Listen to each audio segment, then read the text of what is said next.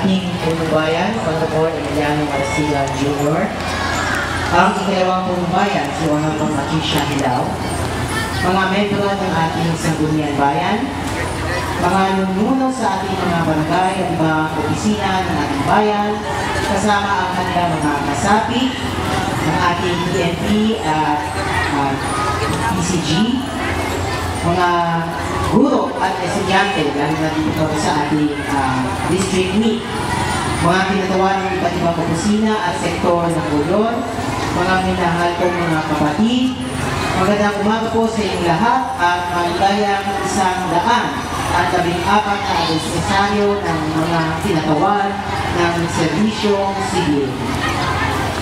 Akala ko po, mali po ang venue po kasi nakita ko district meet. Ito pa rin pala yung culminating ng ating civil service celebration. Una po, gusto ko pong magpasalamat sa inyo sa imbitasyon na maging bahagi sa pagdiriwang na ito at sa pagkakataon na mag-ambag sa tema, tapat na serbisyo alay ko dahil lingkod bayani ako. Ano kaya maibahagi ng isang ordinaryong Jesuitang pari tungkol dito? Sa tingin ko po, sa buhay namin bilang Jesuita na itinatag ni San Ignacio de Loyola, mayroong mga elemento at espiritualidad sa aming buhay na pwede maging basehan, pwede maging mga alitutunin upang maging mas malalim ang ating paglilingkod at pagiging bayani sa bawat isa. Meron po akong 4 na punto na pwede natin pagsangalang-alang sa araw na ito. Ang una po ay dapat lagi tayong meron self-awareness o laging marunong tumingin at isaayos ang sarili nating buhay. Ang hakbang po sa pagiging isang Jesuitang pari ay hindi po biro o madali. Kailangan at least 11 taon bago maging isang Jesuitang pari para ka rin naging isang doktor po rito sa haba ng panahon. Ang dami niyang dapat daanan.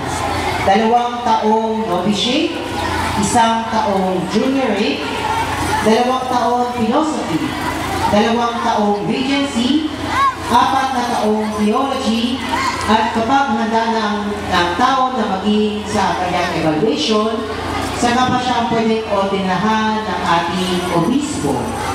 At sa loob ng 11 taon na ito, ang daming pagsubok at trials na pinapagsubok. Bakit kailangan dumaan ang isang Jesuita ang lahat ng mga ito? Ito ay upang makita niya ang kanyang sarili, ang kanyang pinahahalagahan, ang kanyang lakas at kahinaan upang makapaglingkod siya ng mas mabuti sa ating kapwa. Kaya po mga kapatid, ang hamon ko po sa inyo ay dapat lagi niyong tuksasan ang inyong sarili dahil ito ay walang katapusan pagtutuglas, lalong-lalo na ang mga masamang parte ng ating sarili at sana payamanin ang ugali ng patuloy na pagninilay at pagtutulong. Dahil kung alam natin kung ano ang gusto natin sa buhay, hahanapin natin ito at makakabigay pa tayo ng inspirasyon sa iba. Ang pangalawa ko naman ay ingenuity o ang kakayahan na tumupok sa pagbabago ng panahon. Nasa kaukilan po ng bawat Jesuita na magtanong sa aming sarili kung ano ang pwede namin gawin para sa mundo, para sa kapwa, at para sa Diyos. Isang magandang halimbawa po nito ay ang naranasan po natin dito sa Buyon. Marami po, pamilyar po kayo sa kaysaysayan namin mga Jesuita. Ang orihinal na misyon ng mga Jesuita dito sa Buyon, simula noong 1906, ay mga gawaing pastoral at espiritual para sa mga kapatid natin mga leproso. Ngunit noong 1980s, noong panahon na kumukuntik na ang mga leproso at dahil na rin ang nakakagamot na ito, tinatanong namin muli ano pa ang misyon namin dito sa Pulyon. At natuklasan namin na ang misyon namin ay nasa karatid na isla dito sa atin.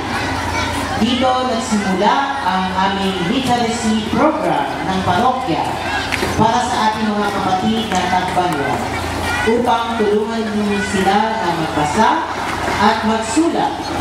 At higit sa lahat upang itaas ang kanilang pagtitiwala sa sarili upang mawala ang diskriminasyon sa kanila. Sila ang ating bagong leproso na dapat nating alagaan. Kaya ang hamon ko po sa inyo ay dapat lagi kayo magtanong kung ano pa ang pwede natin gawin para sa mundo, para sa ating bayan na Pulyon, para sa kapwa, at lalo-lalo na para sa Diyos. Huwag sana tayo maging kontento o kaya'y kampante sa mga ginagawa natin. Dapat laging bukas tayo sa mga bagong ideya at pagbabago kung ano man mas makatulong sa ating mga kababayan. Dahil kung tayo ay handang harapin ang mundo na nakaugat sa prinsipyo at kahalagahan, mababago rin natin ang mundo. Ang pangatlo po ay dapat meron tayong love o pagmamahal na walang takot. Tatanungin ko po kayo, ano po sa tingin ninyo ang opposite ng love? Siguro po ang isipin natin ay hate. Sa tingin ko po ang opposite ng love ay fear o takot. Dahil hindi mo pwedeng sabihin na mahal mo ang isang tao ang inyong trabaho kung meron kayong takot. Kapag mahal mo ang isang tao, ngunit may takot ka, parang ang pagmamahal mo ay pilit na pilit lamang. Kapag mahal mo ang iyong trabaho, ngunit may halong takot, parang tinatyaga mo lamang ang inyong mga trabaho. Dapat, kung tayo ay nagtalikod, kailangan puro ang ating pagmamahal. Sa totoo po lamang, kami mga Jesuita, tulad ng mga ibang grupo, ay nag-aaway din. May mga saksi po dito. Ang ibang mga pari dito dati ay parang hindi nag-uunawaan. Tama po yun. Dahil kami din naman ay tao rin. Ngunit itong pag-aaway na ito ay isang mabuting pag-aaway o isang healthy na pag-aaway. Dahil ito ay nakahamon sa amin upang ibigay ang higit sa aming sarili. Kahit ganito pa man ang nangyayari, naninibabaw pa rin ang pagmamahal namin sa bawat isa. Nasa gitna ng pag-unawaan, may espasyo pa rin ng pagtitiwala at pagpamatawad dahil ang mahalaga ay hindi ang sarili, kundi ang tungkulin para sa tao at para sa bayan. Kaya ang paalala ko sa inyo ay mahalin natin ang ating bayan at ang ating mga kasama.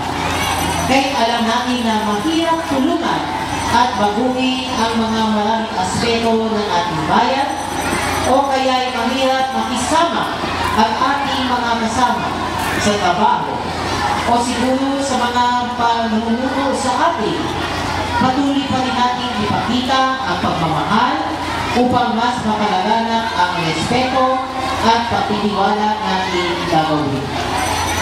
Ang pang-apat at panghuli po ay dapat meron po tayo, tulad po sa tema, ay heroism o pagiging bayani na may malalim na hangad para sa ating bayan.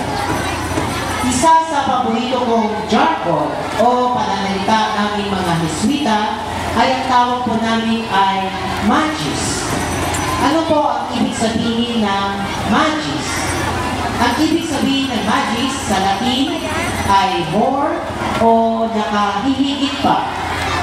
Ngunit hindi lamang ito basta higit pa tulad sa overtime na pwede natin gawin o lampas na oras ng ating trabaho o kaya yung mga gawain na higit na mga inaasahan sa atin. Kulang po yun sa pagsunod natin sa magis. Ang magis ay ginagawa ang lahat na higit pa sa ating sarili. Dito po nabubuo ang pamabayani natin. tulad sa ating popular na bayani, tulad ni Jose Rizal, Andres Bonifacio o Emilio Aguinaldo. Hindi lamang sila naging bayani dahil naiaalay nila ang kanilang sariling buhay. Ngunit bayani sila dahil sa kanilang malalim na pagmamahal at hangad para sa ating bayan, at ito ay patuloy pa rin na umaakit sa ating puso. At ang iniisip ko magandang halimbawa din para sa atin dito sa Cuyon ay sina Father Ola o si Doc Paul, na kahit ang kanilang katandaan, iniisip para nila ang bayan ng Cuyon kaysa sa kanilang sarili. Sa ibang salita, ang Magis po ay aim high. Kahit ano pa man ang inyong tungkulin, naglilinis kayo ng kalsada, nagmamamaneho, nagdinilig ng halaman, gumagawa ng report, namomolekta ng mga koleksyon, taga-issue ng resibo. Lahat tayo ay may kakayahan na gumawa ng higit pa nang lalabas tayo sa ating sarili upang makapaglingkod ng lubos. Kaya po, ang imbitasyon ko po sa inyo ay maging tunay na bayani para sa ating bayan. Gawin natin ang higit pa inaasahan sa atin. Gawin natin ang mas nakahigit pa sa ating sarili. Gawin natin ang Magis. Let us all aim high. Kapag ang bawat isa sa atin ay gumagawa ng higit pa, bawat isa sa atin ay nagiging bayani at nagiging isang komunidad tayo na pinalalakas ang ating bayan at ugnayan. Mga kaibigan, itong 4 na punto po ito kung paano nagiging pagpatuloy paglilingkod ng Jesuita sa pamamagitan ng pagkilala ng sarili, sa pamamagitan ng handang sa pagbabago ng mundo, sa pamamagitan ng pagmamahal, sa pamamagitan ng mga gawain na higit pa. Self-awareness, ingenuity, love, and heroism. 4 na elemento na dapat meron tayo upang ang ating serbisyo ay maging tapat at ang ating buhay ay para sa bayan. Muli po, maraming salamat at magandang umaga po sa ating lahat.